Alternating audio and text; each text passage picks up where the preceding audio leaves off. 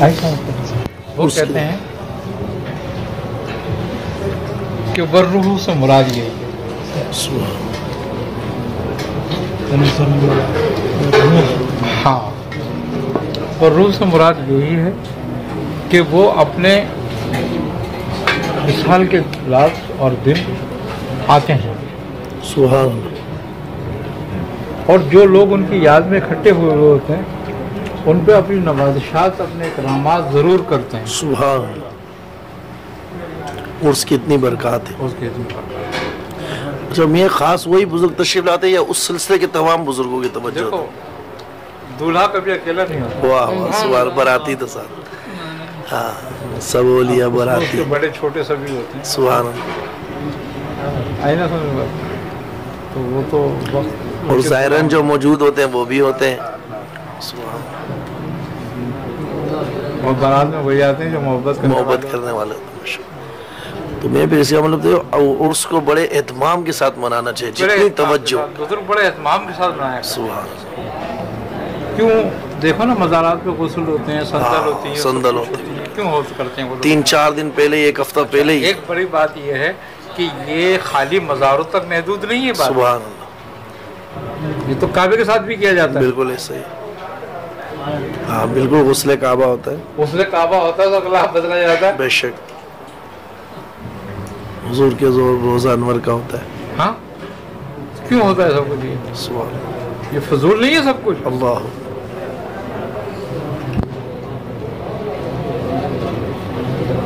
बड़ी अहमियत है उसकी। जी बेशक, में बड़ी बरकत देखी है हमने तो। हाँ। अपने और उसकी। अब ये लोग समझते नहीं है इस बात को। उसको अगर अब हम लहू लम्बे लेमे लें तो वह एक अलग मामला है बिल्कुल। और खूबी की बात यह है कि उन बुजुर्गों की बरकत से वो लहू और लहब जो हो रहा होता है वो भी बरकत में तब्दील हो जाता है। सुभान। है ना समझ बात? उसमें पता नहीं कितनों को इजाजत मिल जाती है उससे। बेशक। बात ये सारी कि अगर हम बुजुर्गों की उर्स की और उसकी अहमियत को समझ लें, उनकी तारीख की अहमियत को समझ लें, तो हमारे लिए बड़ी बरकत का बायस बन जाती है। फिर अब नहीं समझो, देखो तारीख की बड़ी अहमियत है। हज कब होता है? एक तारीख है उसके लिए मखसूस। बिल्कुल, ज़िलहज में। अच्छा, अब मज़े की बात यह है कि यौम अरफा जो है वो किस तारीख को होता है?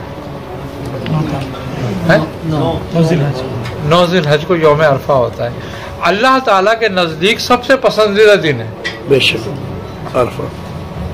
अरफा सबसे पसंदीदा दिन है। अब वो 9 को ही क्यों होता है? 8 को भी हो सकता है, 7 को भी हो सकता है, 10 को भी हो सकता है, लेकिन वो 9 को क्यों किया जाता है? इसलिए कि अल्लाह के महबूब बंदों को उसी दिन बशारत दी गई थी। सुभान।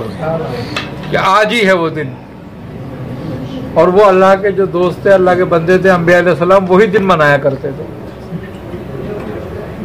आप सरकार दो आलम सल्लल्लाहु अलैहि वसल्लम ने जब हज फरमाया तो आपने क्या फरमाया था कि मैं आज जो मैं हज कर रहा हूं ये वही वक्त है हज करने का जिसका हुक्म दिया गया था इब्राहिम अलैहिस्सलाम। ये भी जो ना कहते हैं कि अरफा जो है वो मार्फत से और आदम अलैहिस्सलाम और हव्वा की मुलाकात हुई थी अरफियत वाले दिन।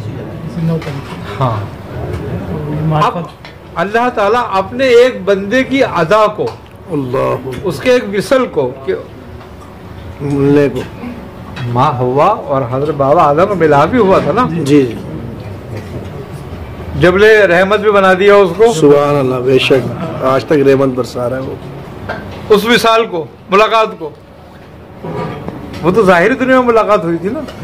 और जब महबूब की महबूब से मुलाकात होती है तो वो वक्त कौन सा होता होगा? उस वक्त की कोई अहमियत नहीं है। तो ये है, ये मार्फत से पहचानने से ही बात है कि कौन सा वक्त किसकी मोहब्बत का, किसके विसाल का है और उससे बरकत कैसे हासिल होंगी।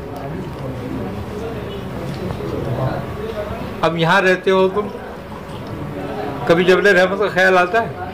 किसी को भी नहीं आता। नहीं आता। और जब वहाँ जाते हो क्या हालत होती है? सुभान। तो बात यही है कि भैया आयाम की बड़ी एक अहमियत है, जिन आयाम की अहमियत दे दी गई। अरफात और अरफा जो है ये इस बात पर दलील है कि मोहब्बत के विसाल की बड़ी अहमियत है और बड़ी रहमत की बात है। वो तो दुनियावी मोहब्बत थी ना, आपस में जो रो रहे थे एक दूसरे के लिए जी। और जो अल्लाह की राह में रो रहा होता था, और जब वो दुनिया से रोता हुआ जाए उसकी मोहब्बत में, और फिर उसको एक करार आए, उस वक्त वो विसाल हो, जो टाइम उसका हो महबूब से महबूब को मुलाकात का। क्या नबी करीम सल्लल्लाहु अलैहि वसल्लम की हदीस है ना, क्या फरमाया आपने कि मौत एक पुल है जो महबूब को महबूब से मिलाती है। यानी मुहिब तो जीता ही अपने महबूब से मिलने के लिए इंतजार में रहता है। मुज़दलिफ़ा के लिए